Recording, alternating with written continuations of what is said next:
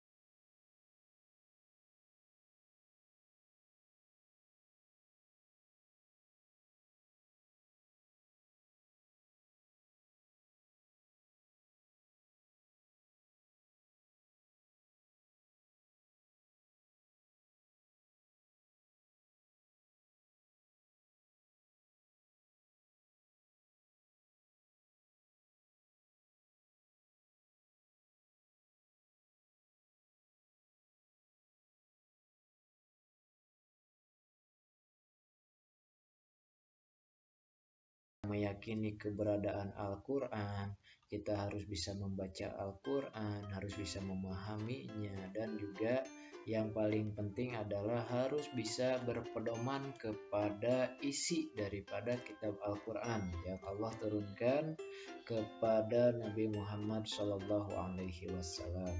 ya.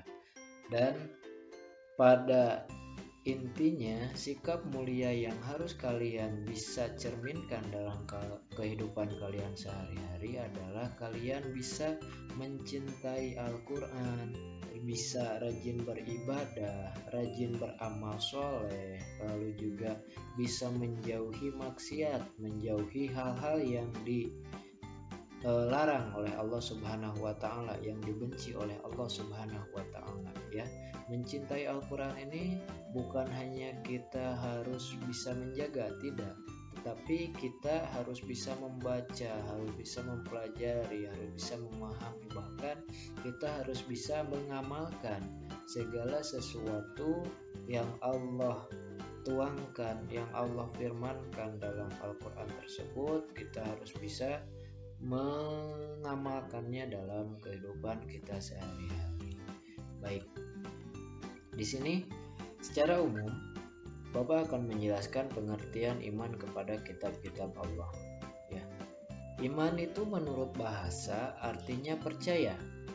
Sedangkan menurut istilah adalah meyakininya dengan hati, mengucapkannya dengan lisan, dan mengerjakannya dengan perbuatan. Terkhusus iman kepada kitab Allah artinya adalah kita harus bisa meyakini dengan sepenuh hati bahwa Allah Subhanahu wa Ta'ala telah menurunkan kitab-kitab kepada Rasul-Nya, dan juga kita harus bisa mengamalkan semua ajaran yang terkandung di dalam kitab Allah tersebut, ya.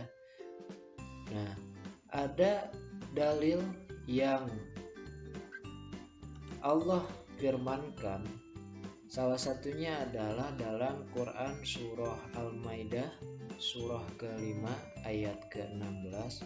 Allah Subhanahu wa Ta'ala berfirman, A'udzubillahi minasyaitonirrajim. Bismillahirrahmanirrahim.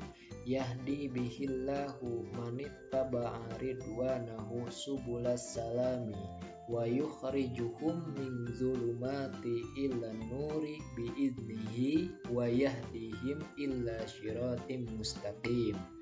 Artinya adalah dengan kitab itulah Allah memberi petunjuk kepada orang yang mengikuti keridhoannya ke jalan keselamatan.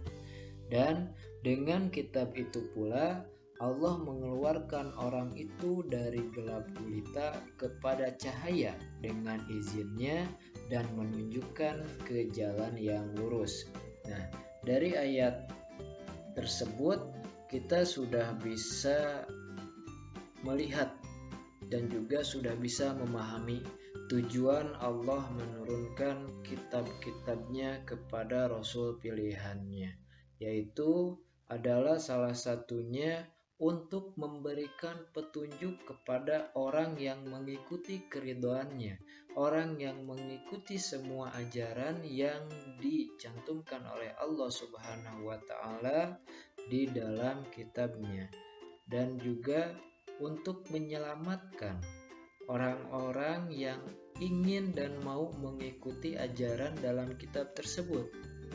Serta dengan kitab itu pula Allah mengeluarkan orang itu dari gelap gulita yang asalnya orang itu berada dalam keadaan bodoh, berada dalam keadaan tidak tahu apa-apa, menjadi dan merubahnya, mengantarkannya kepada cahaya, ya, kepada keadaan yang terang benderang.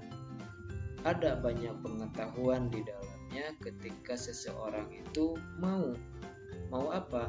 Mau mengikuti ajaran yang Allah perintahkan melalui kitab-kitab Allah yang diturunkan, ya. Dan juga Allah pun menunjukkan ke jalan yang lurus. Seperti ibaratkan sebuah perjalanan, kita sedang berada dalam sebuah perjalanan, tentu saja kita memerlukan yang namanya kompas. Kompas itu fungsinya adalah untuk menunjukkan arah, ya, kemana kita harus melangkah, kemana kita harus pergi. Nah, kompas tersebut bisa menunjukkan arah kemana kita harus berangkat, harus pergi, ya. Begitupun dengan Al-Quran. Al-Quran itu adalah kompas bagi kita. Ketika kita bingung mau kemana kita, apa yang harus kita lakukan, maka Al-Quran akan menuntun kita. Al-Quran akan menyampaikan apa yang harus kita lakukan, ya. Di sini kita akan bahas juga nama kitab-kitab Allah yang sedikit tadi sudah Bapak bahas sebelumnya, dan juga Rasul yang menerimanya. Yang pertama adalah kitab Taurat. Kitab Taurat ini diturunkan kepada Nabi Musa alaihi salam. Yang kedua ada kitab Zabur yang diturunkan kepada Nabi Daud alaihi salam. Yang ketiga ada kitab Injil yang diturunkan kepada Nabi Isa alaihi salam. Yang keempat ada kitab Al-Quran yang diturunkan kepada Nabi Muhammad sallallahu alaihi wasallam. Kita bahas kitab yang pertama, yaitu kitab Taurat. Kitab Taurat ini Allah turunkan ke muka bumi pada abad ke-12 sebelum Masehi. Kitab Taurat diwahyukan kepada Nabi Musa alaihi salam. Nama Taurat tersebut berarti hukum atau syariat. Allah menurunkan kitab Taurat tujuannya adalah supaya kaum Bani Israel mendapatkan petunjuk dalam hidupnya. Nah, ada sebuah ayat firman Allah dalam Quran surah Al-Mu'minun ayat 49. Allah Subhanahu wa taala berfirman, A'udzubillahi minasyaitonirrajim. Walaqad ataina Musal kitaba la'allahum yahtadun.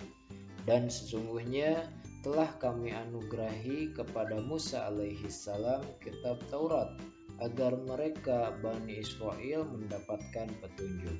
Jadi sudah jelas Allah menurunkan kitab Taurat ini kepada Nabi Musa alaihi salam dengan tujuan supaya kaum Nabi Musa atau kaum Bani Israel ini mendapatkan petunjuk, ya, mendapatkan tuntunan untuk hidupnya.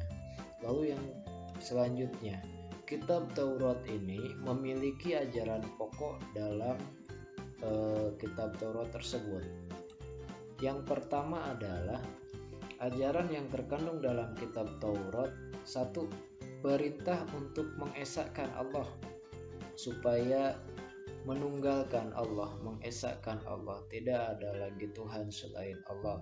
Dari kitab Taurat sendiri pun Allah sudah memerintahkan untuk tidak menduakan Allah. Yang kedua adalah larangan menyembah patung atau berhala, ya. Allah melarang kaum Bani Israel pada saat itu untuk menyembah berhala. Yang ketiga adalah larangan menyebut nama Allah dengan sia-sia, menyebutnya sebagai sumpah, menyebutnya sebagai apapun itu yang dalam artiannya sia-sia, tidak ada manfaatnya. Allah melarang hal tersebut. Lalu yang keempat adalah perintah untuk mensucikan hari Sabtu. Itu adalah ajaran yang dikandung dalam kitab Taurat. Dan ada juga perintah untuk menghormati kedua orang tua. Lalu ada larangan membunuh sesama manusia, larangan berbuat zina, larangan mencuri, larangan menjadi saksi palsu, dan juga larangan untuk mengambil hak orang lain, ya. Nah, beberapa ajaran tersebut terkandung dalam kitab Taurat.